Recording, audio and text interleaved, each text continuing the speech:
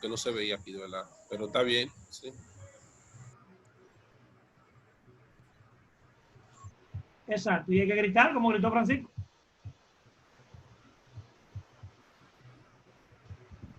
¿Verdad, Francisco? ¿Cómo es?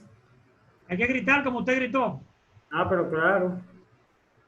Dice el refrán que el que no grita. Déjelo ahí, déjelo 3 ahí. puntos suspensivos. 3 Déjelo puntos ahí. suspensivos. Déjelo ahí, 3 varón. puntos suspensivos ahí. Deje eso ahí. Sigue, Rachel, porque esto es parte de la fuente bibliográfica conmigo. Ok. El libro tiene 66 capítulos y se divide en 3 partes. Eso es Isaías, hoy, Isaías. Ok. Primer Isaías o proto Isaías. Correcto. 1 al 39, siglo 8.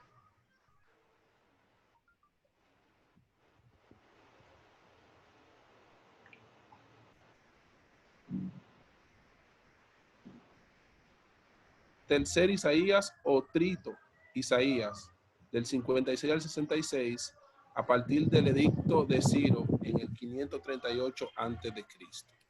Ok, ¿sabe lo que significa eso, Rachel? Que según la crítica textual, el famoso que para nosotros el profeta Isaías, el libro de Isaías, que como un solo, tuvo 3 redacciones. Un proto Isaías, hasta ese capítulo que está ahí, 39, exclusivamente se le atribuye al profeta que conocemos, el profeta histórico, Isaías como tal. Ahora hubo un deutero Isaías, un segundo Isaías y así mismo un tercer Isaías o trito Isaías. Los discípulos, los seguidores en distintas épocas, ahí te da las fechas, ¿verdad? Hubieron 2 redacciones más. Entonces, en 66 capítulos que tenemos o poseemos el día de hoy, hubieron 3 redacciones, 3 composiciones en Isaías. Por lo que entonces estamos diciendo que este libro que tenemos hoy, los 66 capítulos, lo escribió Isaías por una parte y 2 redacciones posteriores. Vamos a resumirlo en un escritor y 2 escuelas, seguidores, discípulos de Isaías. La pequeña Biblia se le conoce también a este Sí, porque libro. coincide con el canon. Yo no diría tanto la Biblia. Recuerda que hemos hablado de eso, que si hacemos el cómputo y sumamos los salmos y sumamos los deuterocanónicos del Nuevo Testamento, tenemos más de 70. Cuando viene a ver, le ganamos la Iglesia Católica, Reyes, en materia de libros. Pero vamos a quedarnos con los 66 que conocemos, ¿verdad? Vamos a dejarlo ahí. Bien, ahora yo quiero empezar a trabajar lo que es la formación del Antiguo Testamento, y por lo que ven en esta presentación o diapositiva, en este caso, plantilla, tenemos lo que fue el texto masorético y simultáneamente el trabajo de la Septuaginta. Que ustedes recordarán, hemos hablado bastante de que la primera traducción de la Biblia hebrea sufrió un cambio al griego, sí, una traducción temprana al griego. Cuando hablamos de temprana, hablamos entre el siglo III y siglo II antes de Cristo. Ahora bien, hay lo que se conoce, está el último párrafo, el texto masorético, que goza de gran autoridad, ahí lo dice, teológico y dogmático, en materia de revelación. Bien. ¿A dónde yo quiero llegar? Porque quiero enseñarles. Qué bueno que sepan, la idea es de dónde sale y cómo llega a nosotros, cuáles son las fuentes o el proceso para el Antiguo Testamento que poseemos hoy en nuestros textos en español, no importa cómo se llame la versión. Entonces debemos conocer la historia y los filtros hasta que llegó a nosotros. Es bueno que vayan tomando nota, en primera instancia, la Septuaginta, la versión griega, llamada de los 70. Luego de este trabajo, existen unas 3 traducciones. Si la Septuaginta recibió unas 3 traducciones, si quieren tomen nota, sufrió unas 3 traducciones, y de las más conocidas, puedo mencionar ahora mismo, que es de donde procede la nuestra, fue la de Teodosio, una traducción de Teodosio. Estoy hablándole a ustedes en 350 después de Cristo aproximadamente. Vayan escuchando la fecha. Una traducción temprana de Teodosio, también un trabajo de Akiva y de un señor llamado Lisímaco. Lisímaco. Sí, estamos hablando de 3 trabajos que también sufrió, vamos a hacer esa expresión entre comillas, la Septuaginta. Ahora bien, tenemos que detenernos en el transcurso de los años con lo que se conoció como el texto masorético. Escuchen, texto masorético, porque tenemos vagos, muy vagos y pocos manuscritos llamados proto-masoréticos. Es bueno que tomen nota con eso. Escuchen el nombre, proto-masorético. Pero escuchen de qué fecha es el texto hebreo proto-masorético encontrados en el Mar Muerto, a lo que se conoce como los rollos de Qumrán o los rollos del Mar Muerto, que no está de más mencionarlo en esta clase. Es muy importante también, un aporte valioso de lo que es la arqueología bíblica. Una arqueología que refuerza a la crítica textual, las ciencias bíblicas. Continuamos. Tenemos algo, ya dije vago, del proto-masorético, que es del siglo II antes de Cristo. Estamos diciendo que la Septuaginta sigue superando, que es mucho decir, porque es prácticamente contemporáneo, más antiguo por par de años, al proto-masorético. Pongan mucha atención para que sepan entonces qué es lo que tenemos y cuál manuscrito, cuál códice merece más respeto y tiene más autoridad hasta ahora. Porque decimos, no, el Antiguo Testamento viene del hebreo. Lo que muchos no saben es que, aunque el trabajo terminó siendo hebreo, y de ahí llegamos nosotros, lo que tenemos hoy, sí, lo que usted tiene hoy, usted puede guiar, y a lo que usted tiene acceso, viene de versiones, de copias y traducciones de traducciones. Escuche los pasos, cómo vamos. Ahora vamos a llegar, observe la siguiente plantilla, a uno de los códices de 3, yo no voy a hablar del Cairo, porque es uno de los menos conocidos y de los, vamos a llamarle, menos importantes. Pero los más famosos son de 3 códices descubiertos y conocidos como el códice masorético, o texto masorético, mejor dicho, está el de Leningrado. Ahí está la fecha. 1008, 1009 después de Cristo. Ese es uno. A Leningrado hoy en día se le llama el texto de San Petersburgo, porque está guardado en la biblioteca de este nombre, en este país. San Petersburgo. Entonces, aquí dice, observe el título, ¿cómo llegó? Oye, hasta los niños están recibiendo esta clase. ¿Cómo llegó a nosotros el Antiguo Testamento? Entonces, bueno, antes de ahí, si se puede.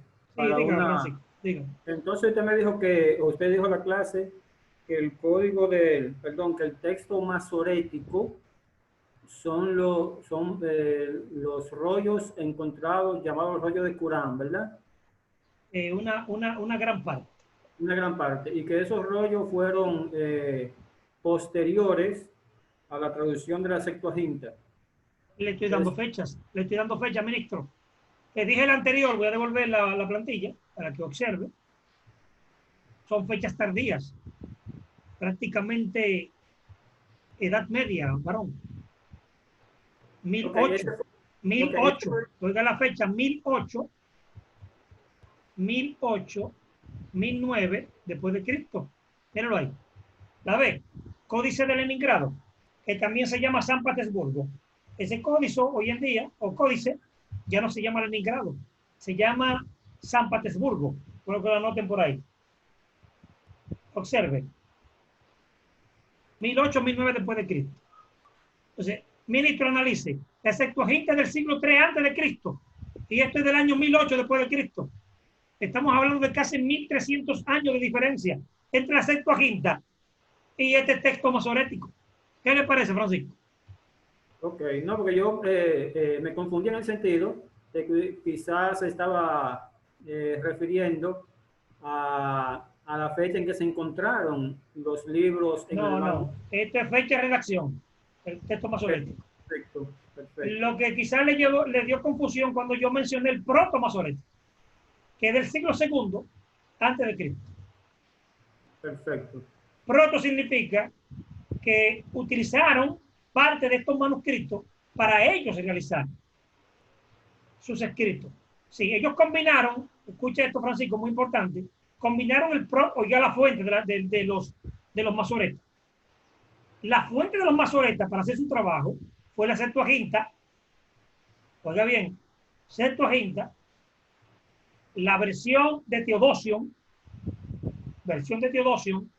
y el proto-masoreta, la Vetus Latina y la Vulgata de Jerónimo. Se utilizaron un texto griego, dos textos griegos, un texto hebreo y dos textos latinos, más los targúmenes arameos. El Yonquelo, Jonatán, del siglo II, sí. Textos arameos, sirios, del siglo II después de Cristo. También lo utilizaron. Oiga la bibliografía, que en buen español, en buen dominicano, el yun que tenía. Claro está, hicieron un excelente trabajo porque eran copistas amanuenses, en hebreo se llama soferin, escribas, el término en hebreo es soferin, escrupulosos, eran escrupulosos. Si eran gente que se consagraban, que entendían que el trabajo que estaban haciendo era sagrado y merecía ética, moral y respeto. Esa parte buena. Esa parte buena. Pero el problema no estuvo en ellos, Francisco, sino en los que transmitieron el texto después de ellos. Ahí sí hubo problema. No hablo de la transmisión del texto. En este caso, el término que acabo de usar es para la transmisión del texto. Lo que transmitieron, sí, hicieron este proceso, cometieron errores, garrafales, si cabe el término. Y por eso hoy,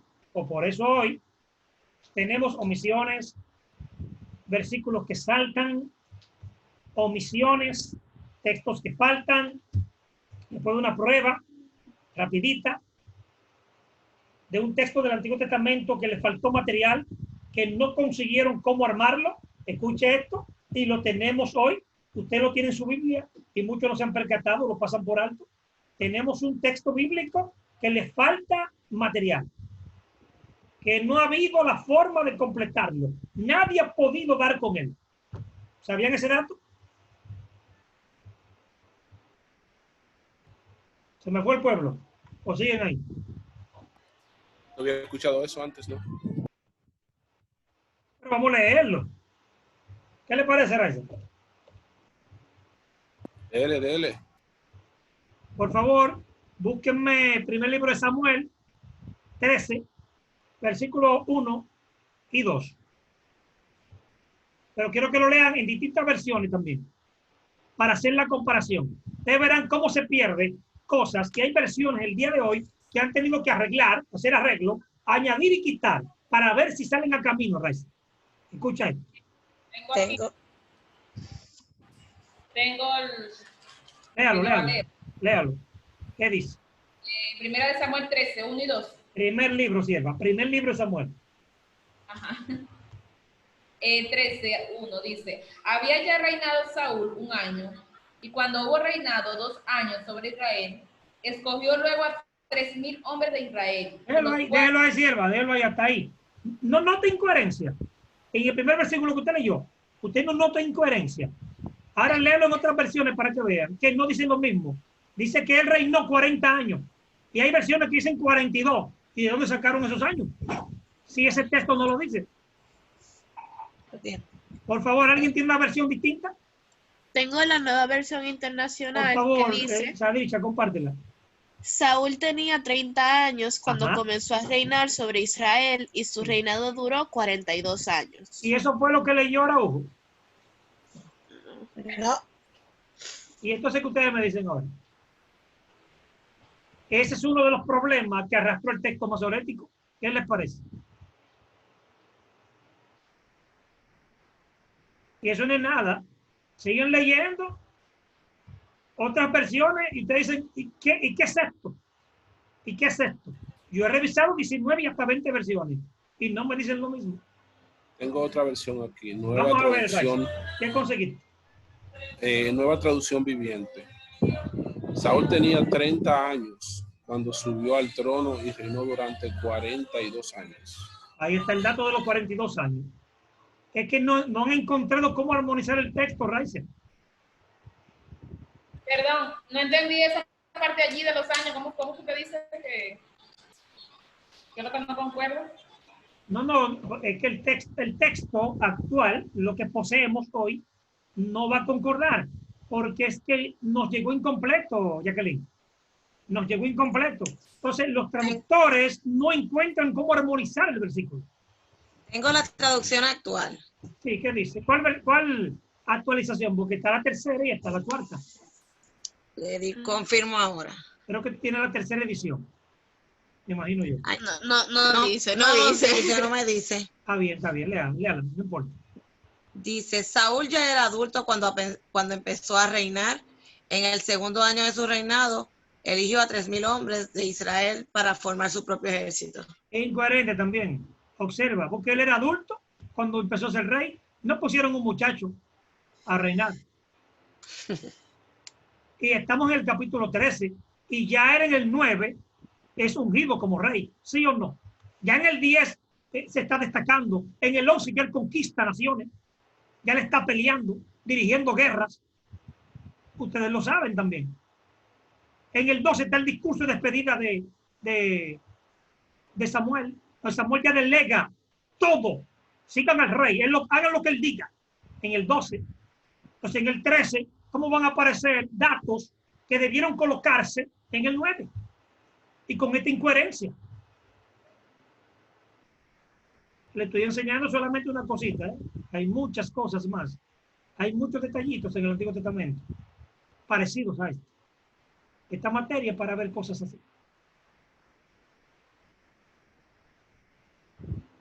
Entonces, tome nota por ahí. Continuamos. El texto masorético, ¿quién me lee aquí? ¿Quién me ayuda?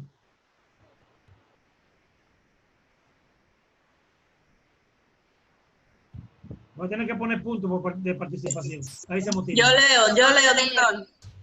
Empiezo. El texto masorético.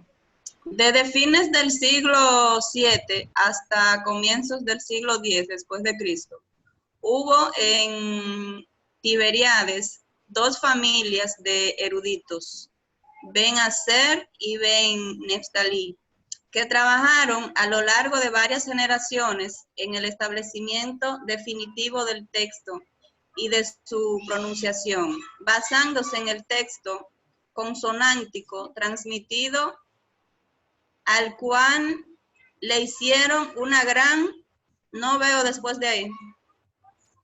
¿Dónde te quedaste? Minimízalo para que lo puedas ver. Ok, ahora sí. Cantidad de Una observaciones. gran cantidad de observaciones y en la lectura tradicional de los textos. Exacto.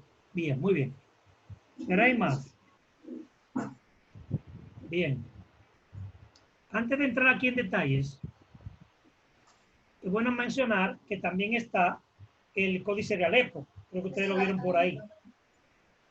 No solamente el de Leningrado, está el del Cairo y está el de Alepo.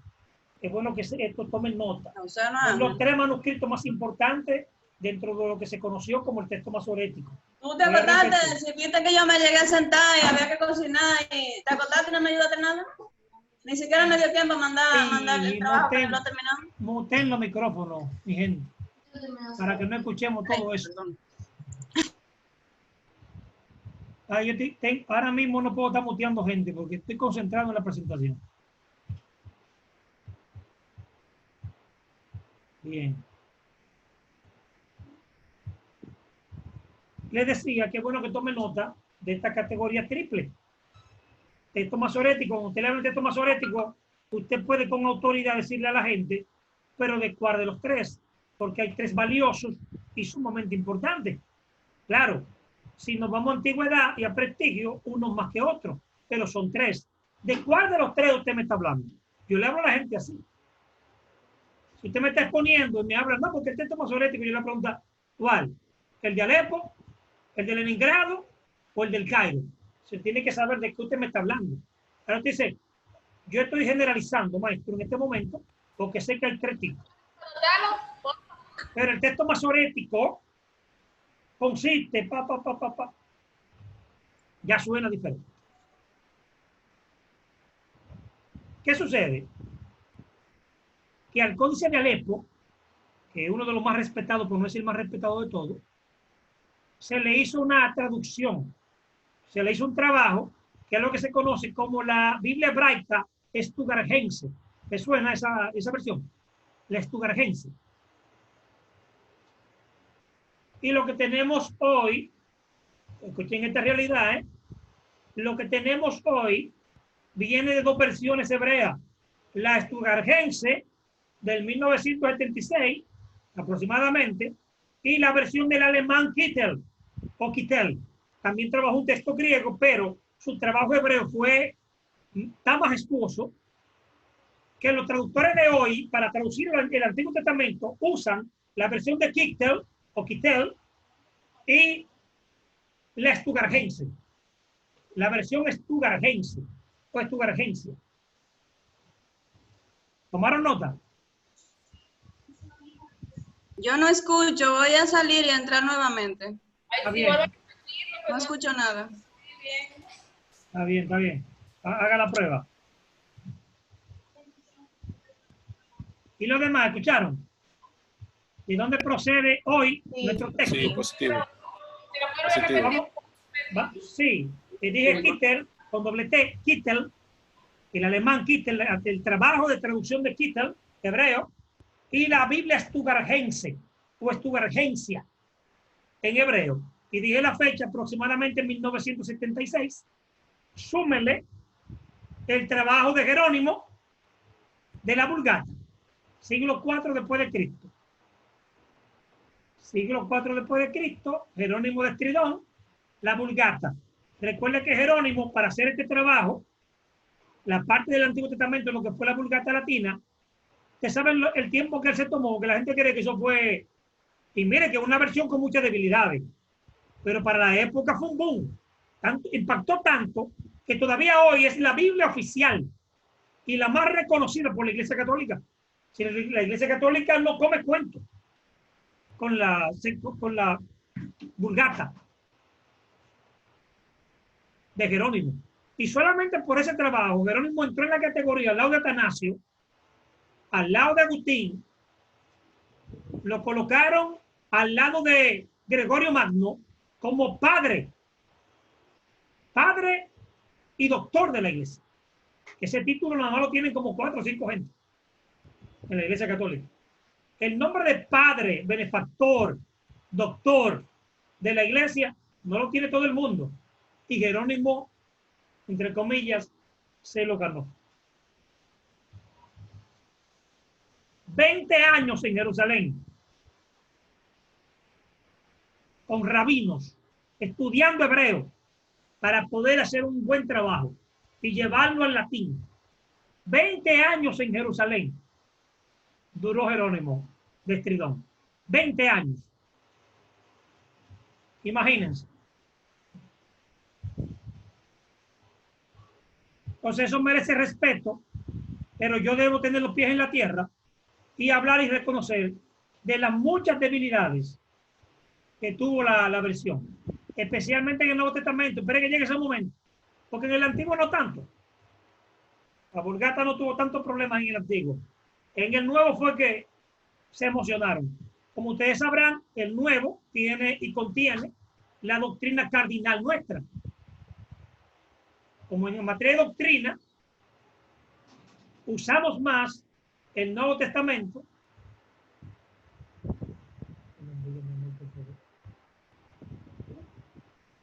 Entonces, es lógico que haya esta diferencia. Bien, María, ¿está por ahí? De aquí, ¿Le toca esa plantilla? formación del Antiguo Testamento. Vamos a ver. Número 1. Sí. Acontecimientos históricos. Hacia el año, debo leerlos todos del 1 al 5 y luego ir al siguiente recuadro. No, solamente en la columna izquierda es que usted va a leer. Ok, perfecto. Número 1, acontecimientos históricos. Número 2, reflexión. Número 3, tradición oral. Número 4, tradición escrita. Número 5, libros. Correcto. Estamos hablando de el proceso de formación del Antiguo Testamento. Observen las colecciones y las fuentes. Ya acabamos de compartir, María estuvo interactuando con nosotros y habló de todo el proceso. Hay un tiempo, ¿verdad? Un periodo determinado, un lapso de acontecimientos históricos, un periodo de reflexión, uno de tradición oral, otro de tradición escrita y otro ya de composición y la redacción per se. Pero hay más. División actual del Antiguo Testamento. Ustedes han visto esto, lo conocen. Yo no me voy a concentrar mucho en esto, pero debo hacer una salvedad. Ustedes lo conocen, ustedes lo han trabajado, pero yo necesito hacer una salvedad y por eso está aquí. Esa división que dice actual del Antiguo Testamento procede de la Septuaginta. ¿Saben lo que significa? Que los conceptos y la división que tenemos hoy, sea canónica o no, procede de la Septuaginta. Se lo debemos a la Septuaginta, porque la Septuaginta es que habla de Pentateuco. Fíjense que Reiser al principio, cuando hice la pregunta de los autores, dijo, el Pentateuco se le atribuye a Moisés. ¿Sí o no, Reiser? Es así, positivo. Tú me hablaste en griego y Moisés no escribió un texto griego. ¿Por qué tú dijiste, te tuteo por la confianza, por qué tú dijiste que Moisés escribió el Pentateuco si Moisés no hizo un trabajo griego, sino un trabajo hebreo? Es lo que conocemos usualmente como concepto para Sí. Tú estás bien, pero me voy a entender la dinámica, ¿dónde quiero llegar?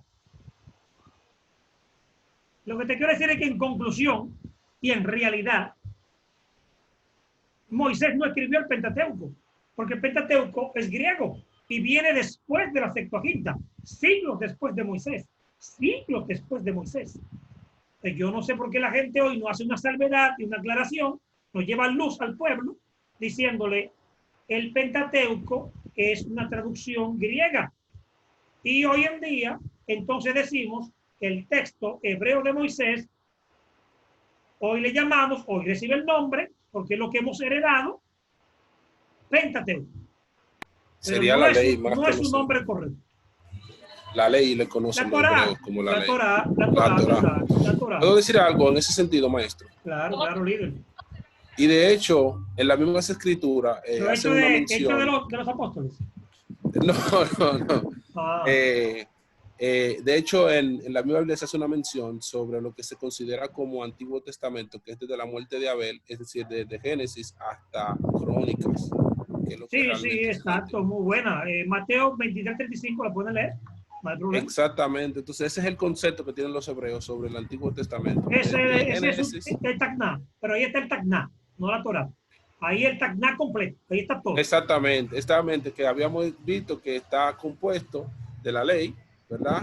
Están los profetas y los escritos. Sí, otro pasaje paralelo, claro, no tan abarcador como ese que tú acabas de dar, es el caso de una clasificación triple que te da Lucas 24:44. La ley de Moisés, los profetas y los salmos, que es el que tú vimos. Ahí salmo se usa como retórica, como una metonimia o sinécdoque, diciendo el que tú vimos, los escritos.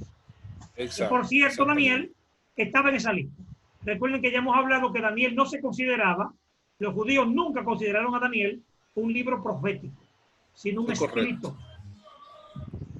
Profesor, tengo una pregunta. A Daniel como profeta y el libro. Ellos sí entendían que Daniel era un profeta, que fue un profeta, pero el libro no. y nosotros lo tenemos como profeta y profeta mayor. Pero es exactamente dogmático y canónico. Es porque eso se ha arrastrado y ha llegado hasta nosotros. Pero el judío nunca en su Tacná, ni en su cultura judía, antes o después de Cristo, hebreo judío, nunca colocó entre los Nabín la clasificación de profético a Daniel. Nunca. María. Tengo una duda. Usted acaba de decir que, ¿verdad? Hace un rato, que nosotros, porque ya hemos, es de común, decimos que el Pentateuco fue escrito por Moisés. Usted acaba de compartir con nosotros que fue en griego y no hebreo. Entonces, ¿de dónde sale el que al día de hoy nosotros lo conozcamos de esa manera? Exactamente, de la Septuaginta. Luego la Septuaginta causó tanto impacto y revuelo que por eso se convocó el Concilio de Jamnia, que lo hablamos en el canon, María. El Concilio de Jamnia quería exactamente eso. Ya ese apogeo que tenía la Septuaginta y ya lo que era Torá, y el nombre estaba menguando y el hebreo sagrado, sí, como escritura, estaba menguando y desapareciendo. Tenían que tomar medidas, había que hacer algo. Sí, tenemos que crear algo que compita definitivamente con este trabajo de la Septuaginta. Pero ya el pueblo hebreo estaba eliminando la ley, como mencionó Reiser, la Torá en hebreo, y estaban hablando de Pentateuco. Por eso te estoy diciendo que ellos mismos entendían que Moisés no escribió el Pentateuco. El Pentateuco fue un trabajo griego de los escribas 70-72 que fueron a Jerusalén a hacer ese trabajo. Se escribiera, entonces les escriba. ¿Me dio a entender, María? Moisés lo que escribe es grandes porciones, grandes secciones, especialmente la parte de la ley, y así lo certifica el Nuevo Testamento, del Pentateuco, como lo conocemos hoy, pero que originalmente es la Torá. En conclusión, Moisés lo que escribió fue porciones de la Torá hebrea, los primeros 5 libros que tenemos en la Biblia hoy. Pero ese nombre de Pentateuco lo recibe, estamos hablando de, voy a ser exacto, 1200 años después de Moisés. Oye, María, Pentateuco recibe como nombre 1200 años después de escribirse. ¿Qué te parece? Ok, entonces se podría, y disculpe, ¿verdad? Pero es que como que todavía estoy así. Simplemente por el hecho de que los otros escritos estaban saliendo, necesitaban como tener algo que llamase la atención y poder captar, ¿verdad? Al público al pueblo, y por eso deciden que fue Moisés. No. Entonces, por ende le hacen creer que, ¿no? Porque mi pregunta es esa. ¿Por qué si usted nos acaba de decir, que fue escrito en el griego y Moisés, ¿verdad?, es en el hebreo, ¿por qué decimos entonces hoy, continuamos diciendo que Moisés fue quien lo escribió? Esa fue mi pregunta. Por tradición, porque la tradición atribuye a Moisés todo el Pentateuco, pero cuando te vas a esta área de la teología, de las ciencias bíblicas, de la crítica textual, no pasan los filtros. Y lo que se ha demostrado es que sí hay porciones y grandes secciones escritas por Moisés, pero que el texto griego es una traducción, no la trabajó Moisés. Te acabo de mencionar que ese trabajo se hizo 1200 años después de Moisés, María.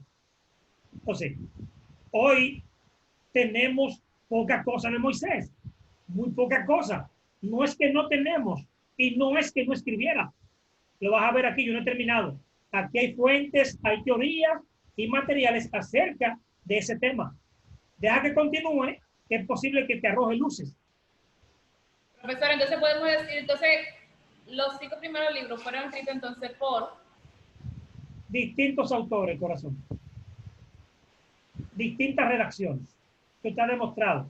Pero que Moisés escribió una gran parte. Yo no descarto Moisés. Pero el original, pero no lo tenemos. Eso no lo tenemos el día de hoy. El más lejos, escuchen esto, ¿qué es lo que tenemos? Moisés escribe, lo que Moisés escribe, canten esto y anótenlo. Esto es muy importante. Lo que Moisés escribe es para el 1440 antes de Cristo. Voy a repetir la fecha. 1440 antes de Cristo. Lo que tenemos más temprano lo que tenemos más cercano a Moisés es del siglo segundo antes de Cristo, paralelo a la Septuaginta. Estamos hablando de lo mismo.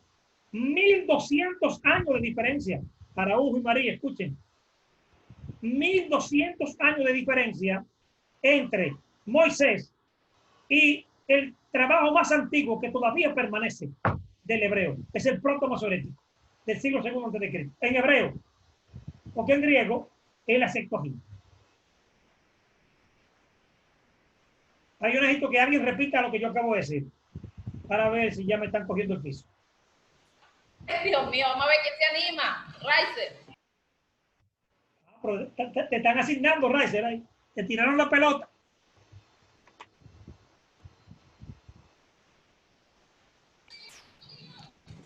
Me di cuenta, pero... Eso es racismo, Riser, eso es racismo.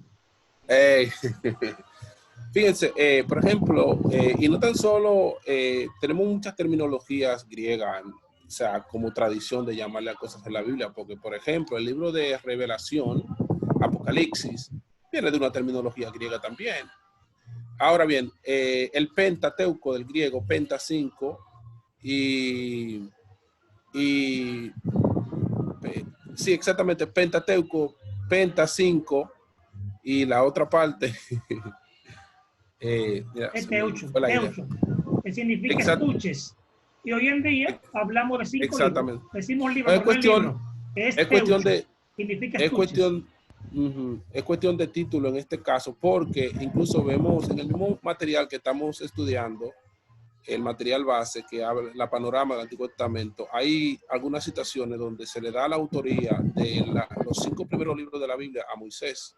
De hecho, en el mismo material que nos enviaron. Y hay algunas cuantas citas ahí también que ahora por el tiempo no las vamos a buscar. Pero la idea es esta, o sea, por ejemplo, el primer libro que es Bereshit, que nosotros conocemos como Génesis. Génesis también es una palabra griega.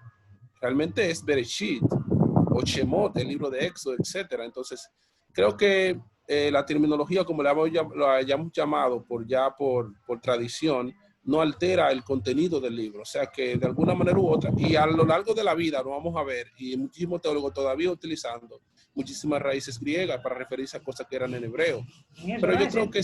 Tú tienes eso ya. Nada más te faltó Vayikra, Bemidbar y Devarim.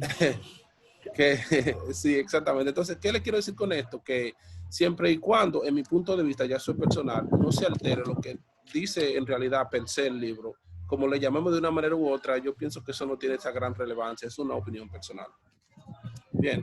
Sí, no, está bien, eso es así, pero hay datos que es bueno que lo manejemos, ese es el término, porque pueden surgir preguntas, y en apologética se enseña, hay una premisa, preguntas inteligentes ameritan respuestas inteligentes. ¿Verdad? Totalmente de acuerdo, maestro.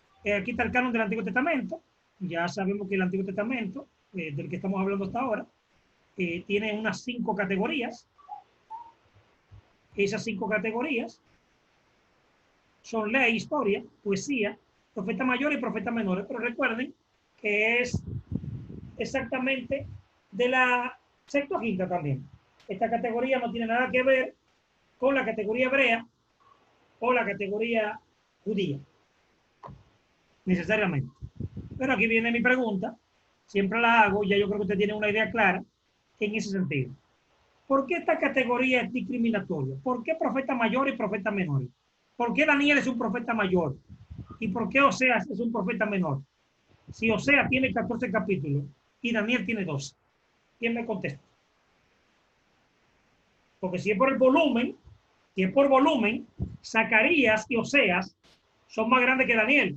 A Daniel hay que quitarlo de ahí y colocar en su lugar a estos profetas antes mencionados, Zacarías y Oseas. Vamos a ver quién se motiva. Si nadie se motiva, yo nombro a alguien. Podemos nombrarlo con el dedo fácilmente.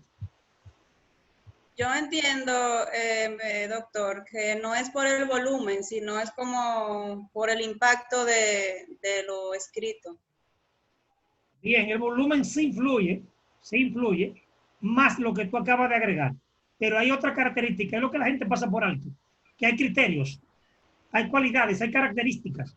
Y ya hasta ahora tenemos 2. La del volumen y la que usted acaba de mencionar. ¿Quién puede aportar una más? A ver si apelo a mi memoria, maestro. Por favor. Creo que vimos por ahí escrito que una clasificación entre profetas anteriores y posteriores. No sé si vaya en coinonía con esta clasificación de profetas. Y sí tengo entendido lo que usted acaba de decir del volumen. Y hasta cierto punto eso es lo que siempre hemos creído, de si algunos fueron tuvieron mayor escrito que otros, fueron más largos, entonces será la categoría principal de considerarlo entre mayores y menores. Pero posiblemente podría ser por eso, esa clasificación de posteriores y anteriores, la que por lo menos digo yo podría clasificarlo así de esa forma. Amén. Sí, hay más. ¿Alguien más? Valga la redundancia.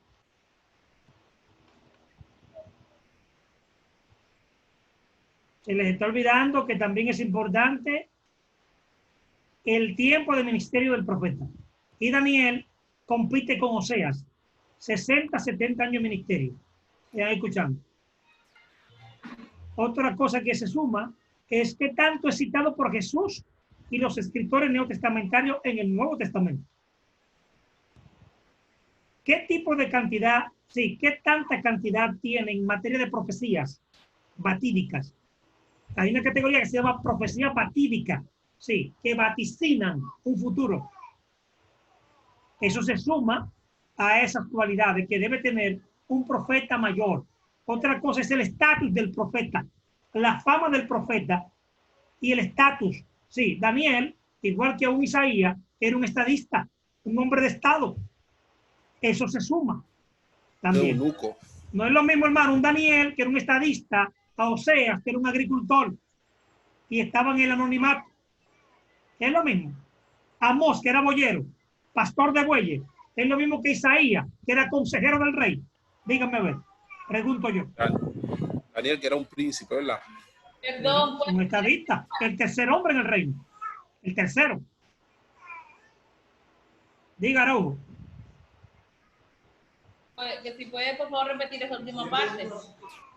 Hablaba de que no es lo mismo que se suma a la lista requisitos o cualidades, características, el estatus del profeta. No es lo mismo un estadista, y dije como ejemplo Daniel, Isaías, a Oseas, que era un agricultor, a Amós, que era un boyero, un pastor de bueyes. No tiene el mismo impacto o prestigio, consideración. Gracias. Lamentablemente. No debería de haber, por existe. Y vamos a compartir esta partecita. Quiero escuchar la voz de Rafael ahora, compartiendo esta plantilla con nosotros.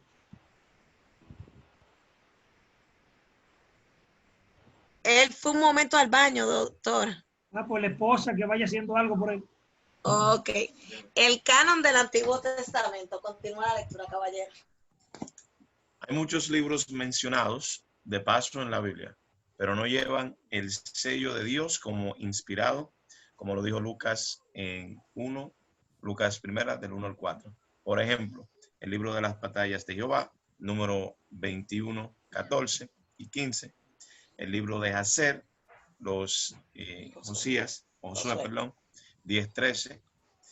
Y tenemos los Hechos de Salomón, Primera de Reyes, de 11, 41. Y las Crónicas de Natán, Primera de Crónicas, 29, 29. Muy bien. Excelente.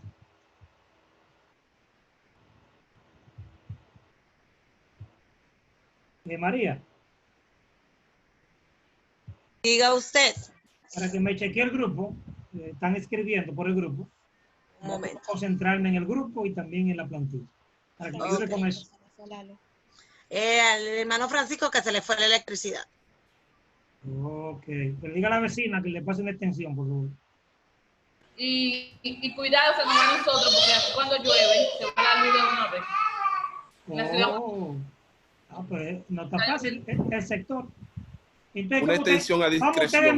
¿Cómo ustedes me motivan a mí a yo querer comprar en Ciudad Bombo? No. No me están motivando. Recuerde que los comienzos son difíciles. No, no, María, déjate de eso. Me voy a quedar en Villamella. No, mire, yo vivo abajo y a mí no se me ha ido la luz, yo tengo luz. ¿Abajo dónde? ¿En el infierno? No, Ah. porque los de la ciudad Juan Bautista dicen aquí arriba, aquí abajo donde está la iglesia, en no, residencia al frente. Quédese en Villamella, que hay chicharrón, quédese en Villamella. Los católicos nos han enseñado que el infierno está allá abajo. Ah, bueno. Quédese en Villamella, que hay chicharrón, quédese allá mejor. Tú ves, Raizel, ya te ganaste 3 puntos, ya, por ese consejo.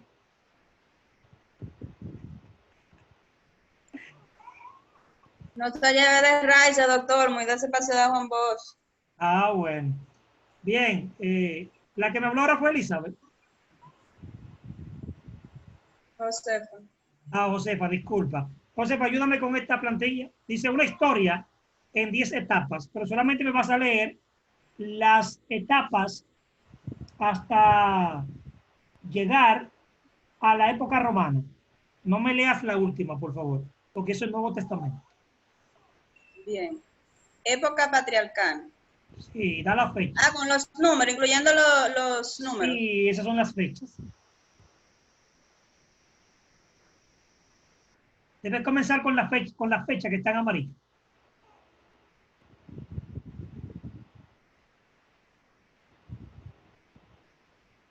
Josefa, ¿te me fuiste? ¿Ya se le fue la luz, Josefa? Sí, se fue. Se fue la luz aquí en Ciudad Juan Bosch.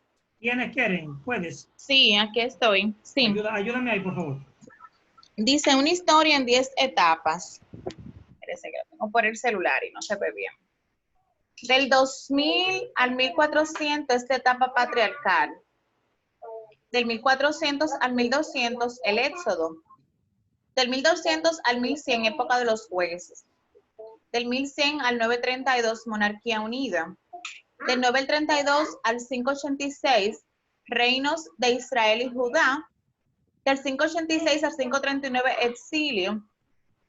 Del 539 al 333, época persa. 333 al 63, época griega. Del 63 hasta 3 puntos, la época romana. Y del 1 al 30, Déjalo ahí. Ok. Del Época 63, romana, ok. sí. Esta partecita a mí me interesa mucho, y le voy a enviar la presentación en PDF al grupo hoy mismo para que manejen lo que tenemos hasta ahora. No va a haber tiempo para... ¿no? Se me pestañó la luz. Sí, ya Keren te ayudó. Sí, Keren te ayudó. Estaba diciendo que necesito que estas fechas la manejen. Son fechas importantes, fechas claves. Necesito que manejen estas fechas. Voy a dar puntos de gracia, voy a hacer preguntas. Y las preguntas van a ser de fechas. Fecha que yo dé en esta materia, fecha que deben anotar. Porque voy a hacer preguntas al azar a cualquiera de fechas. Y voy a regalar puntos. Voy a trabajar en base a 5 puntos que voy a regalarle a ustedes. Que si no lo necesita, gloria a Dios. Pero el que lo necesita, lo va a tener ahí. Imagínense que usted sacó 95 y se gana 5 puntos extra. No son malos. Tiene 100 y le sube el índice. Recuerda que aquí vamos a dar reconocimiento. Habrá medallas también. Y menciones de magna, summa cum laude y así respectivamente. Así que den el todo por el todo. Por favor. Bien, aquí comparto yo con ustedes este material. El señor George Smith fue un asiriólogo inglés pionero en descubrir lo que se conoce como Carchemish y traductor de la epopeya de Gilgamesh, una de las obras escritas conocida más antigua de la literatura. ¿Por qué comparto esto? Y ahí te hablo de la epopeya de Gilgamesh. Porque, lo van a ver más adelante, los primeros 11 capítulos de Génesis es donde más contenido y material tienen de esta epopeya. Hay un parecido increíble, pero el problema es el siguiente. Y existe esta pregunta. Si usted no domina este tema, ¿cómo usted le da respuesta al que le salta con esta pregunta? Escuche. ¿Cuál es la pregunta? ¿Quién plagió a quién? ¿Gil James plagió a la Biblia o a Moisés? Para lo que atribuyen a Moisés todo el Pentateuco. Recuerden que ya dijimos que es una forma de decirlo porque procede del griego y estamos acostumbrados, pero es realmente Torá, la Torá, o los primeros 5 libros que conocemos y que tenemos en la Biblia, en nuestro canon protestante. Bien, pero ya ahora mismo el término es indistinto. Torá, Pentateuco. Hoy en día. Este señor es el que descubre y publica y traduce al inglés inclusive la epopeya de Gilgamesh. Sigue y continúa la pregunta. ¿Quién plagia a quién? Ustedes dirán, no, como la Biblia es palabra de Dios, y esto, aquello y lo otro, ¿sabe lo que nos han enseñado hasta ahora? Y la inspiración y el canon, usted va a decir que la Biblia no plagió a Gilgamesh, sino al revés. Sin embargo, escuche la prueba que tienen ellos, las bases que tienen ellos. Número 1, Gilgamesh es del 2000 antes de Cristo. Gilgamesh le lleva 600 años, mal contado, a los escritos de Moisés. Voy a repetirlo. Gilgamesh es más antigua, le lleva aproximadamente 600 años a los escritos de Moisés. Entonces, si es por fecha, si nos vamos a fecha, ¿quién plagia a quién? ¿Gilgamesh a Moisés o Moisés a Gilgamesh? Si es por fecha, por antigüedad. No es para que me respondan, es retórica la pregunta. Es reflexión. Ustedes reflexionen ahí donde están. Segundo. ¿Usted puede repetir, profesor? Sí, cómo no. Para no tomar Puedo nota. decir que una de las preguntas que hace la ciencia, el ateísmo, los críticos y los círculos académicos, bíblicos y no bíblicos, cristianos o no cristianos, es la siguiente premisa. ¿Quién plagia a quién? ¿Gilgamesh a Moisés o Moisés a Gilgamesh? Aunque también preguntan, ¿la Biblia a Gilgamesh o Gilgamesh a la Biblia? La base que nosotros tenemos es la inspiración, el canon, la formación que nos han dado, el dogma y la fe. La fe. Hay que mencionarla ahí también porque hay cosas que la queremos es por fe y ustedes lo saben. Vamos a la parte ahora de los argumentos a favor de Gilgamesh. 1, la historia. 2, la arqueología. 3, la fecha, la cronología. Gilgamesh es 600 años más antiguo que cualquier escrito de Moisés o bíblico, cualquier texto bíblico. Wow. Gilgamesh es 600 años más antiguo. Y está demostrado que hay un paralelo increíble. Yo tengo un manual aquí, un manual que usted me dice a mí, profe, por ejemplo, usted me dice, profe, por ejemplo, usted me dice, profesor, repito, usted me puede decir, maestro, el capítulo 10, ¿qué tiene de Gilgamesh? El 11, al azar usted me dice, del 1 al 11 especialmente. El 11, ¿qué tiene? ¿Qué tiene Gilgamesh? Yo tengo el material aquí para hacerle el paralelo. Y usted se puede sorprender del parecido increíble. Entonces, nos han querido engañar, lo siento mucho. Yo felicito al pastor de usted, porque él sabe muchas de estas cosas, ya pasó por esto, y él está aceptando un programa como este para los miembros de su iglesia. Hay que felicitarlo, porque sabe que aquí vamos a hablar cosas crudas y realidades. Y él está dispuesto a que ustedes aprendan estas cosas y las conozcan y abran los ojos. Así que eso es digno de encomio y de felicitar. Así que a Dios sea la gloria por el pastor que ustedes tienen. Bien. Nos han querido engañar, cuando se hace expresión, no termina la idea, es que nos han querido vender de que en la Biblia no hay mitología. En la Biblia no tiene mitos. Sí, la Biblia está llena de mitos. Llena de mitos. De Génesis hasta Apocalipsis. Mira, ¿cómo? Y hasta Apocalipsis, sí. Cuando usted se va al dragón del capítulo 12, busque en la mitología griega quién era el dragón Megapirros. Escuche esto. Compare el dragón Megapirros con el dragón escarlata de Apocalipsis 2. Y después te me dice si hay mitología o no en la Biblia.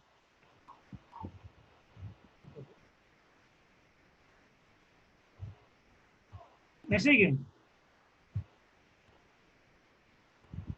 ¿Se me fueron?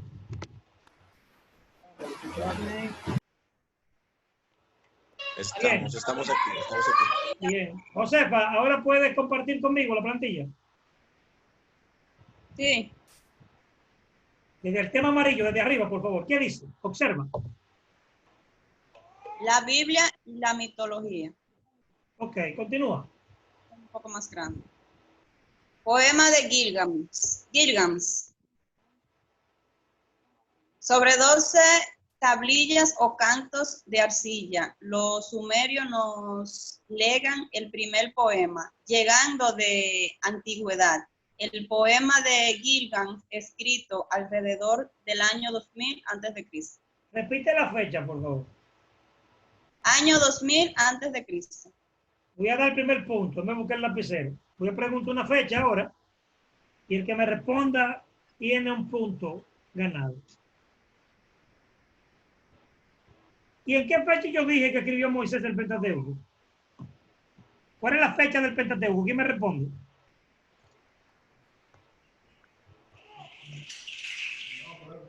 ¿1440? Sí, ¿quién fue que habló?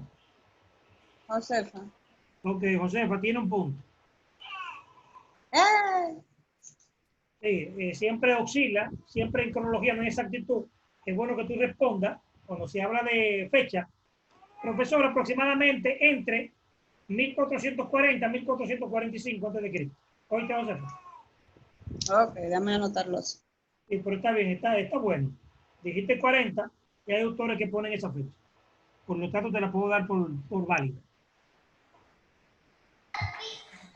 Comparte, Josefa, ese punto. Sí, no, Josefa, dile que tú eres come sola, que tú vas a votar por Leonel ahora, las elecciones. Ay, no. No, es broma, es broma, es broma. Sigue, Josefa, porque es el mismo tema. Continúa. ¿De qué trata? En las 12 tablillas escritas en lengua acadia, es posible encontrar la disertación sobre 3 temas primordiales. El siguiente de la vida. No, el significado. De la vida, perdón. Exacto. La angustia en la muerte. La búsqueda de la inmortalidad. Ok, ¿de qué trata el Génesis? ¿De qué trata el Pentateuco? ¿De qué trata la Biblia? ¿No trabaja esos 3 temas? Te pregunto yo a ti. Claro. No hay coincidencia. Keren, ¿qué te parece? Sí, hay mucha consonancia. Mira la similitud. Oye los 3 temas principales de Gilgamesh. ¿Y de qué habla la Biblia? Sigo preguntando. Sí. Entonces es bueno que hagan esta comparación. Continúa, por favor. La epopeya de Atrahasis sobre el gran diluvio. Una pausita, Josefa. Este es el segundo relato más conocido en el mundo después de Gilgamesh. Este es otra epopeya mitológica que también es citada en la Biblia. Esta es la segunda. Oigan esto. Esta es la segunda. En el mundo existen 250 relatos del diluvio paralelos. Y apenas estamos mencionando 2, Gilgamesh y Atrahasis. Continúa, José. Ok. Inicio. La epopeya de Atrahasis sobre el gran diluvio. Atrahasis es Noé en el idioma acadio. Quiere decir extremadamente sabio. Las tablillas en el Museo Británico. Muy bien. ¿Y ahí?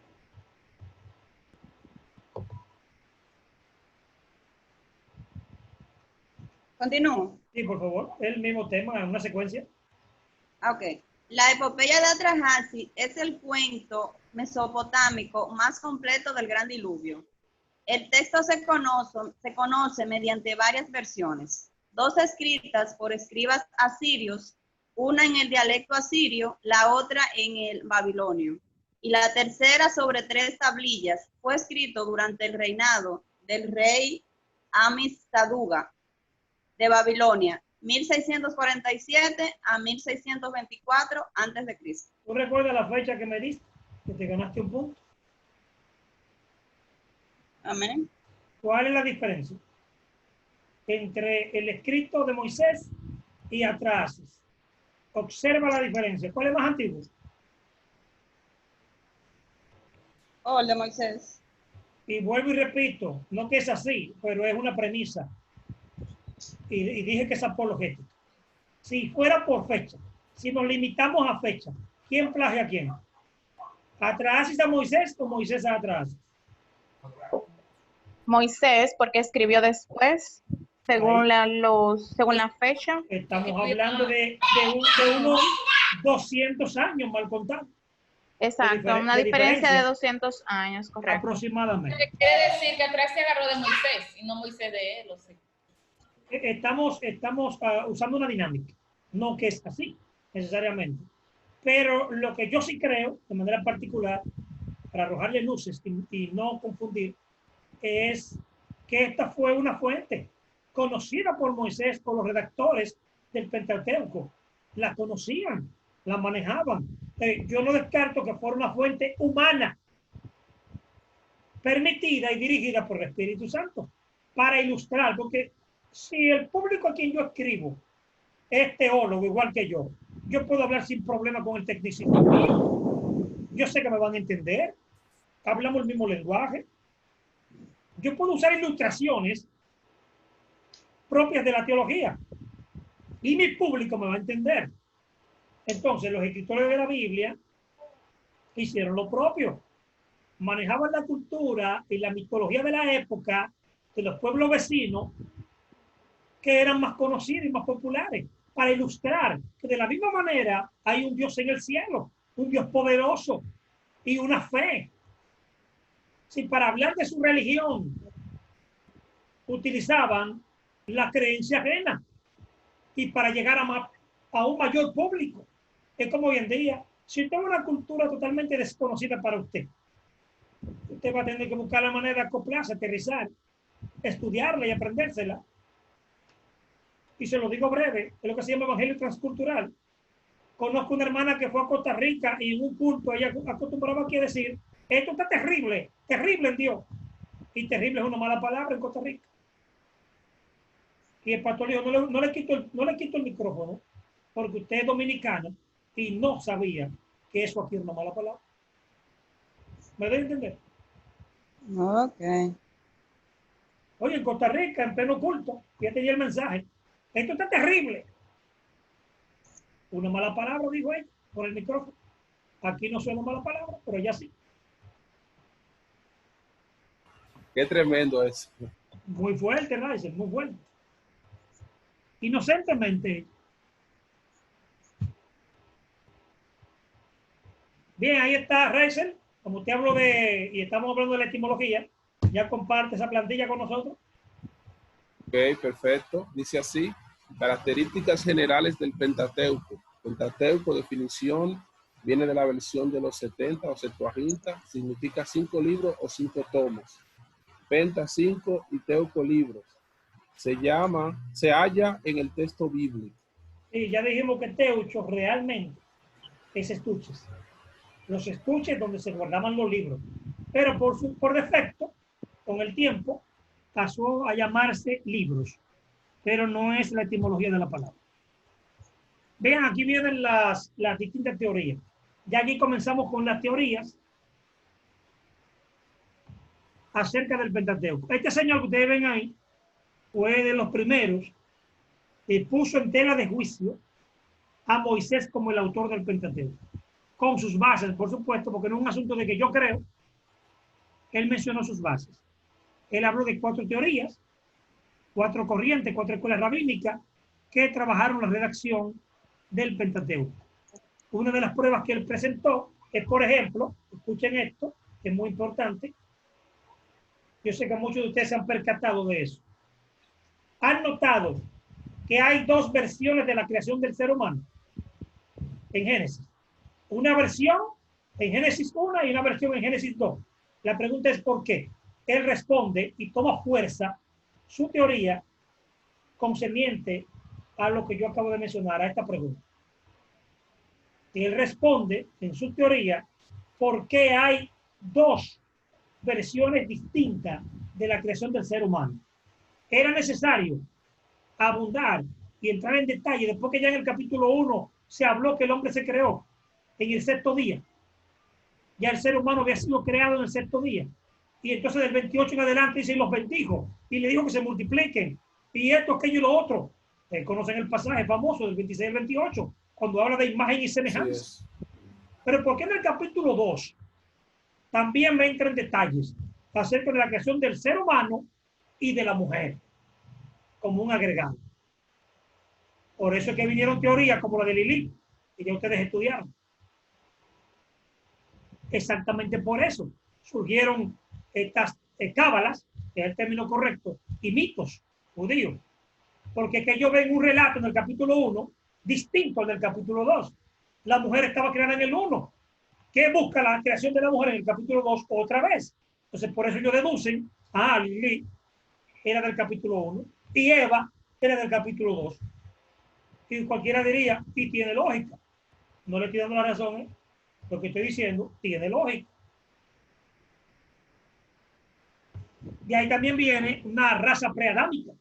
Como que ya la Biblia me habla de una raza preadámica. Hay una corriente que enseña eso. Y debemos tener mucho cuidado. Porque van a surgir esos temas en distintos escenarios. Maestro. Dígame, gracias. Eso lo vimos incluso en la materia que acaba de concluir, antropología bíblica, sí. Y específicamente sobre la creación del hombre, que aparece primero en el capítulo 1 y luego detalles en el capítulo 2. Sí, eso llama la atención. Exactamente, pero vimos obviamente que hace una mención en el capítulo 1 y que en el capítulo 2 entonces nos da más detalles de lo que ya se venía hablando atrás. Es como Sí, generalmente este señor y otros teólogos, Reiser, han querido responder de la siguiente manera. Ellos han dicho que es que una escuela de redacción llamada Yavista, ellos ponen la fecha, ahí está la fecha, publicó, redactó, compiló el capítulo 1. Y el capítulo 2, entonces, una línea, una escuela rabínica denominada Eloísta. ¿Por qué estos nombres? Hay más. Fíjense que también está la deuteronomista y la sacerdotal. Estos son términos alemanes. Por ejemplo, la sacerdotal en Alemania recibe el nombre de Priesterkodex, que es un término alemán. Pero yo quiero limitarme ahora, concentrarme a la Yavista y la Eloísta. Sin embargo, él mismo estaba equivocado porque la crítica textual ha demostrado que la Eloísta compiló el capítulo 1. Porque el capítulo 1 no menciona Jehová. Desde el 1.1 aparece Elohim. Cuando dice Dios, y creó Dios, ¿sí o no? Te lo meto, 1.1. Y creó Dios los cielos y la tierra. El término Dios ahí es Elohim. Él no puede ser que el Yavista compilara el capítulo 1, sino el Eloísta. Entonces, en ese sentido, este señor se equivocó. Se le llama a esta teoría la alta crítica, lo pueden ver ahí, la teoría documentaria de la alta crítica. Ustedes van a tener, para ahorrar tiempo, todo este material. Lo voy a subir al grupo en PDF. Ok. Vamos aquí. ¿Quién me lee esta plantilla? Amén. ¿Fue Moisés el autor del Pentateuco? Génesis 36:31 dice, estos son los reyes que reinaron en Edom. antes de reinar rey alguno de los israelitas. Da una pausa, Keren, por favor. ¿Leíste bien ese versículo? Génesis 36, 31. No lo vuelvo a leer, es una pregunta Ok. retórica. Ok.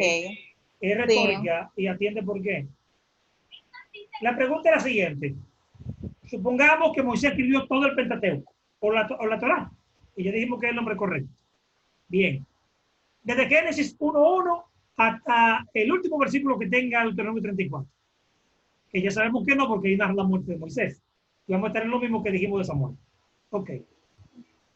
La pregunta es la siguiente, Keren. ¿Qué busca un dato que no pertenece a esta época? ¿Qué busca ese dato ahí? Si todavía la monarquía de Israel, los reyes no existían, los reyes comienzan con Saúl. En el Es libro de Samuel. correcto. En el primer libro de Samuel. Y usted me está leyendo en Génesis. ¿Qué? ¿Y cómo es que este autor ya sabe que hay y que sí que existe en su contexto histórico y literario la monarquía y reyes en Israel? Sí, porque inicialmente el pueblo de Israel era dirigido por los profetas, o sea, los sacerdotes. Y usted diría de que no, pues eso fue revelación. No, hermano, aterricemos porque tampoco podemos ser sensacionalistas ni por emoción. No, no, aquí no, eso no tiene que ver con revelación. Es que esto es una nota parentética. El texto masorético arrastró una nota, un comentario que había al lado en el texto. Y ese comentario, en la transmisión del texto, un copista lo coloca, lo inserta y termina en el texto. Y hoy lo tenemos como que Biblia, palabra de Dios. Oye, Keren, el comentario de un copista hoy en día forma parte del texto. Sí. Que no me diga a mí que eso fue Moisés que lo escribió, porque Moisés era divino, tenía una bola de cristal y conocía el futuro. Maestro, Sí, dígame. ¿sabes qué me llama la atención realmente? Por ejemplo, en el caso de Moisés, esos pueblos de los amorreos, que eran muchísimos, Y todo lo que termina en Eo, en feo. Todo termina en Eo, y en feo. ya estaban organizados en una especie de ciudad-estado de por sí. Pues, aunque sean, estaban como separados en porciones territoriales, donde tenían un concepto ya más o menos de liderazgo de estilo monárquico, por así decirlo. Entonces, podría ser, digo yo, algo que tiene que ver con eso mismo, con el hecho de ese que cuando ellos iban pasando, los hebreos, uno que va pasando, pues se topaban con todas estas ciudades-estado, una separada de la otra, tantas, ¿verdad? Separadas por, a veces, por pequeñas franjas territoriales, ya tenían este concepto de verdad, porque de hecho cuando, en el caso de Samuel, cuando ya Samuel está anciano y sus hijos estaban pues aceptando soborno y permitiendo la justicia, ellos le pidieron a Samuel que le diera un rey como las demás naciones, ¿me entiendes?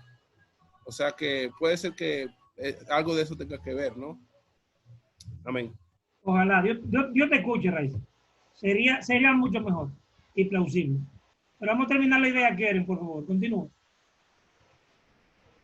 Ok, dice el rabino español Abraham Ibn Isra, Toledo, 1092, 1167. Bueno, 1092, Está acostumbrada 1167. a aparecer el código laboral. Sí, exactamente.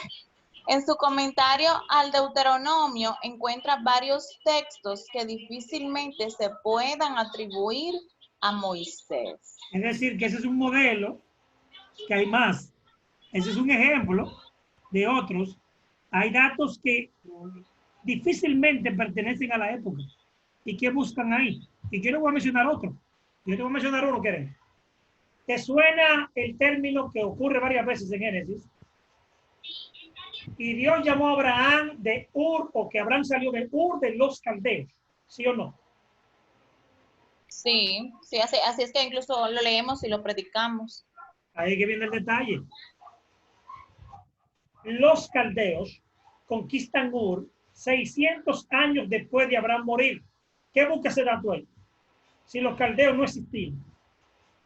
Te voy a repetir el dato, por si es que no lo ha digerido. Los caldeos conquistan Ur 600 años después de Abraham morir. ¿Cómo Abraham muerto salió de Ur de los caldeos? Ay, Dios mío. ¿Qué te parece, que Bueno.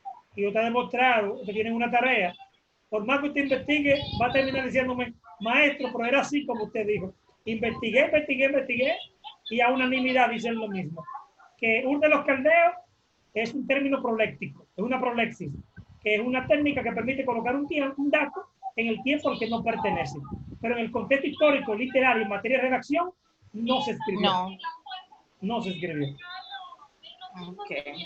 El dato no pertenece realmente a la época de Abraham. Los caldeos no existían en ese lugar, ni cerca por ahí.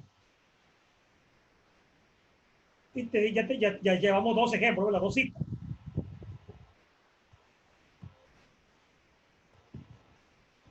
Y cuando hablamos de un Moisés,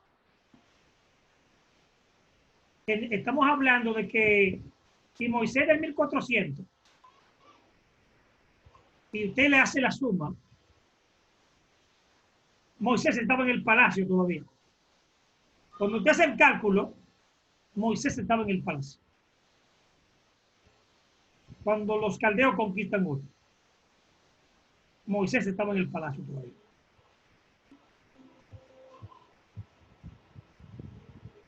¿Quién me ayuda con esta otra plantilla?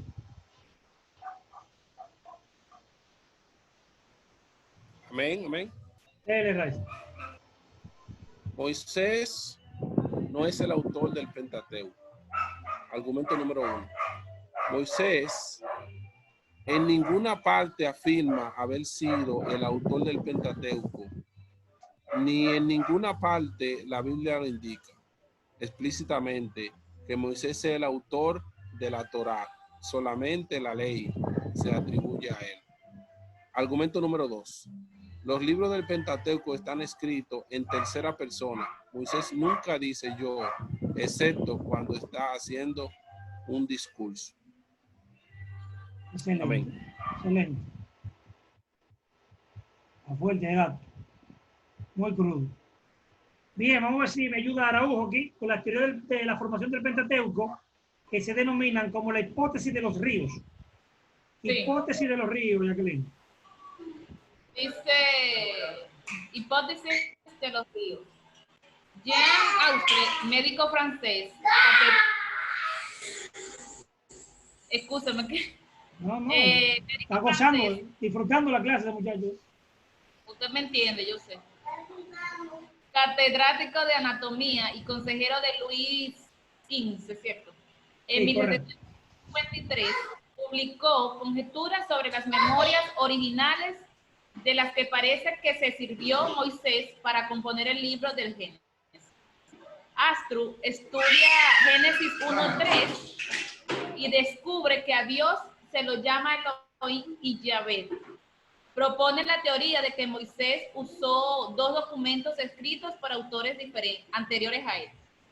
Luego intentó aplicar esta hipótesis a todo el Génesis, pero no logra conciliar los 50 capítulos con estos 2 documentos.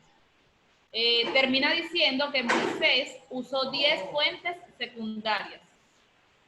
Y vieron que demostramos algunas de ellas, y yo creo que se quedó corto. Eso soy yo, ¿verdad? Recuerden mis investigaciones.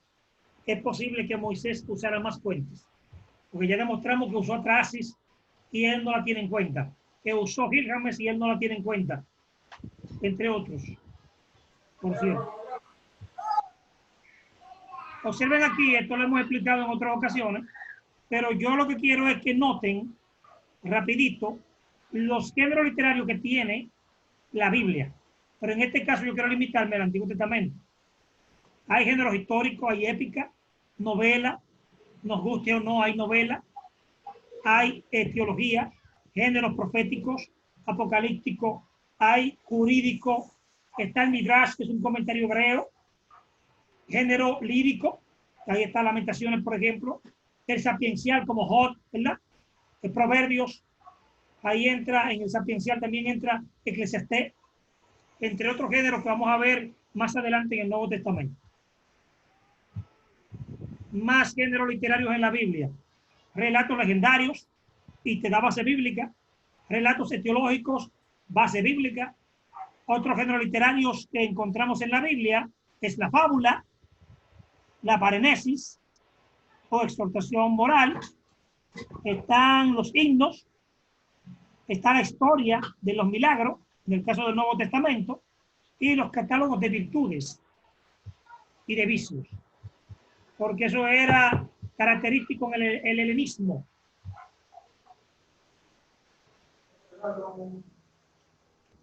¿Cómo está clasificada y compuesta la Biblia en cuanto a género literario? De un 100%, la Biblia tiene 27% de profecía. Escuche, de 100, la Biblia tiene un 27% netamente profético. Esto es bueno que usted hasta lo anote. Con la presentación, haga un screen y lo conserve aparte, fuera de la presentación.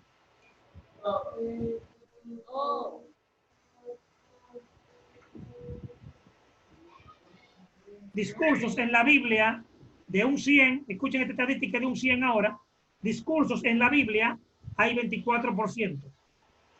Poesía consiste en un 33%. Y la narrativa, que incluye historia, un 43%. Total 100 en estas tres clasificaciones.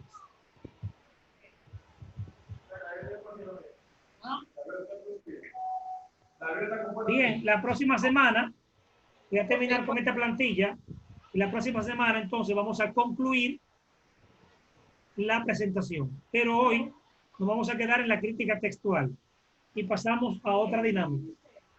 Pasaremos a otra dinámica. Objetivo: establecer el texto original que escribieron los autores humanos de la Biblia. Ese es el objetivo de la crítica textual. En la antigüedad, escribir un libro no era tan fácil como hoy. Vamos a dejarlo ahí porque la próxima semana entraremos en detalles acerca de la crítica textual y el Antiguo Testamento. Vamos a descubrir muchos detalles, muchos pormenores. ¿Podría poner la diapositiva anterior, por favor? Inclusive haremos exégesis a pasajes problemáticos. Hay pasajes que todavía hasta hoy han dado carpeta a muchos expertos, muchos maestros en nuestras iglesias, en seminarios, institutos. Vamos a arrojar luz acerca de algunos temas del Antiguo Testamento, como por ejemplo, Samuel y la divina de Endor, o Saúl y la divina de Endor. Sacrificó Jefté a su hija. Génesis 6, los hijos de Dios y las hijas de los hombres. Y así respectivamente otros pasajes espinosos y sumamente controversiales. Lo vamos a discutir en materia de análisis, con pruebas y argumentos, la próxima semana. Pero por hoy damos terminada esta partecita. Ahora pasamos a otra dinámica.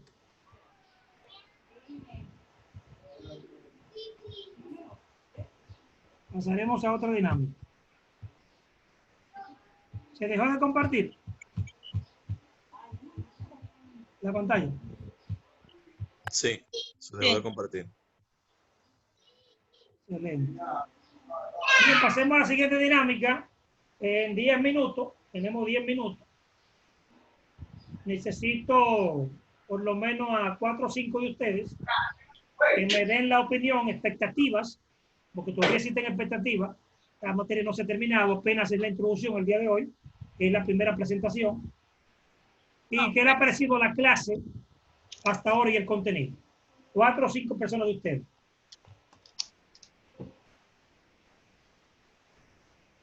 Por favor. Aquí quieren. Keren, comienza usted. Sí, amén. En realidad la clase ha sido wow, con mucha información fresca, mucha información aterrizada.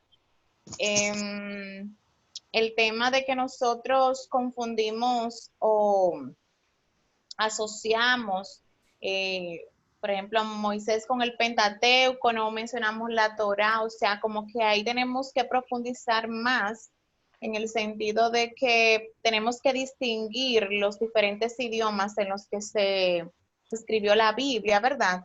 O sea, que con esto creo que todos nosotros debemos de ir como enfocándonos y dándole ese matiz a la carrera, de ir diferenciando y distinguiendo todos esos puntos, porque no solo nos servirán a nosotros, sino también cuando estemos enseñando, cuando estemos dando una escuela bíblica, cuando estemos dando un estudio bíblico, pues son informaciones que serán muy valiosas para todo el pueblo. Así que de verdad que la clase de hoy fue muy buena, o sea, vamos a seguir aprendiendo en esta clase, de verdad que sí. Amén, amén. Gracias, Keren. ¿Quién más? Amén, ministro. Dele, Raiza. Amén. Bien, yo creo que por el hecho de ser una manera bastante importante, la manera de abordar un panorama del Antiguo Testamento, sabemos que son 39 libros, y de manera panorámica verlo y ver los puntos más importantes es esencial para nosotros como estudiantes. Y creo que hemos empezado bien porque estamos pues dirigiéndonos donde todo comenzó, como usted explicaba al principio. Lo que dio paso a un Nuevo Testamento fue un Antiguo Testamento. Entonces, ahí están sentadas las bases y creo que esta primera clase fue muy sustancial y también nos ayuda a nosotros a seguir investigando, a seguir leyendo, a seguir escudriñando y a seguir nutriéndonos también de diferentes fuentes, ¿verdad? Para llegar a una comprensión más acabada de lo que encierra de manera panorámica el Antiguo Testamento. Amén. Gracias, Raiza. Me faltan dos gente. Amén, amén. Dios le bendiga a todos. Dele, Rafael David Reyes. Amén. Sí, no, he escuchado bastante, he disfrutado también de lo que es la clase. Hay unas cuantas cosas que estamos, como uno dice, en stand-by. No digo en stand-by, hablamos de lo que es la parte científica. La parte científica le da más lucidez, digamos, a lo más viejo. Pero ahí hay una cuanta, como uno dice, controversia de manera generales, dado a que incluso al sol de hoy hay unos escritos también que, según estuve investigando, lo encontraron y no lo han querido revelar a los demás, según por la controversia que estos pueden traer. Seguimos, como nos dice, aprendiendo en base a lo que ya sabemos. Soy de lo que siempre dejo ese %, como nos dice, por si acaso, ¿sabe? Como digo Cifro ahorita, bueno, entre tal año y tal año, y así mismo con ciertas informaciones, dado a que al fin y al cabo estamos tratando de acuerdo a lo que tenemos, buscarle el sentido y aplomar un poquito más para nosotros entonces poder tratar de enseñar lo que es lo que está en la línea. Sí, en cuanto a lo de Moisés y el Pentateuco, nos quedó, como uno dice, una aclaración en ese sentido. Si fue que él le atribuimos una parte, digamos, eso es una, como quien dice ya, como una pregunta. Le atribuimos una parte y entendiendo que él hubieron otros autores, o si fue que él lo escribió y utilizó ya otras cosas que habían. O sea, que son dos cosas diferentes en ese caso. Después más para adelante me aclaran esa parte. Hasta ahí dejo mi oportunidad y vamos a seguir entonces aprendiendo. Y Dios me lo bendiga a todos. Amén, amén. Gracias, Rafael. Gracias. Una última persona, por favor. Aquí estoy. Bueno, entiendo que una clase con mucha información viene a sacarnos digamos, de lo que nos han inculcado durante muchos años, que muchas veces por costumbre el ser humano repite, como dicen en mi país, como el papagayo, porque lo escuché y no investigué, y simplemente porque lo he escuchado tanto lo sigo repitiendo. También pudimos ver lo importante que es estudiar, dado el ejemplo que usted dio, el ejemplo de la dama que predicó en el extranjero, una dominicana, lo complejo que es la cultura, lo complejo que es el idioma español. Lo digo tanto por experiencias vividas aquí en la República Dominicana. Cuando llegué al principio, escuché una palabra que es vulgar en mi país y aquí es normal, desde un altar, y yo soy negra, me sonrojé cuando lo escuché. Entonces, entiendo que estas clases nos arrojan, como dice usted, luz para que salgamos de ciertos tabúes, podríamos decir, o de ciertas cosas que nos han enseñado y podamos aclarar muchas dudas. Dejar de creer todo lo que nos venden nos obliga a que estudiemos, escudriñemos, que no nos limitemos simplemente a un texto, sino hay que buscar de diferentes fuentes, y a la larga o la corta vamos a encontrar la realidad, vamos a encontrar la luz, como fue el caso de ese versículo bíblico que leímos, donde realmente no sabemos cuál fue la idea, porque no hay, como usted dijo, una coinonía, no hay como un sentido, porque te dice algo y ni siquiera en español con las reglas gramaticales te hace sentido. Gracias. Eso es así, María. Isa Adelicia de Ñapa, ¿no quiere decir nada? Adelicia, algo aprendió Adelicia. Realmente no quiero hablar mucho porque me duele la cabeza. Y Casi no te escucho, Adelicia. Es que está medio enferma, el polvo del Sahara la tiene. ¿Está entera o está sano? No. Ella está media. Eso se sana con un chicharrón. No, ella come. Por eso es que digo media enferma, porque come todavía. Chicharrón. No he hablado mucho porque al hablar me duele la cabeza, pero voy a decir que la clase de hoy realmente fue bastante interesante.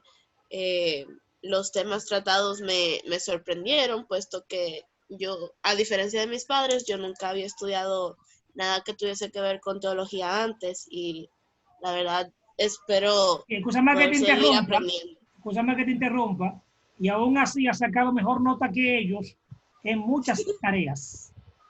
Sí, porque la niña, acuérdese que no tiene compromiso, ella nada más estudia. La niña no, ya se no es niña, esa es la Pinta y la Santa María.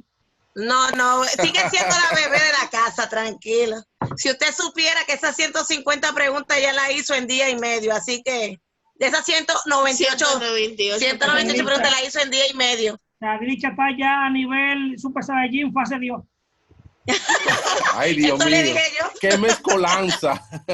Pues ya usted ve por qué saca mejor nota, porque ella no tiene preocupaciones como uno. Ella está ahí, se acuesta cuando quiere y se levanta cuando desea. Bueno. Así es bueno, usted sabe. Eso es vida. Eso sí es vida. Termina la idea.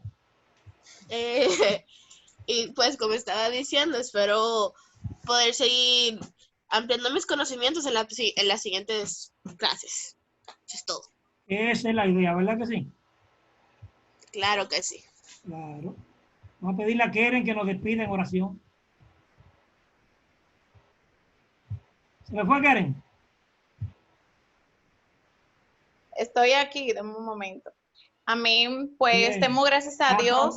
Y los demás, oremos por, aunque sea en silencio en nuestras mentes, por Leandi, la condición ahora de Sadrisha, y por el esposo de Keren, Juan Eliot Peralta. Amén. Amén. Padre, en el nombre de Jesús te damos gracias. Gracias, Señor, porque a ti te ha placido que en esta tarde pues nos hayamos reunido para adquirir, Señor, para conocer, para aprender. Gracias, Dios mío. Te pido por cada uno de mis hermanos, te pido por el coordinador y maestro, pidiéndote, Señor, que nos des sabiduría, pero no sabiduría humana, sino sabiduría espiritual para interpretar, entender, Señor,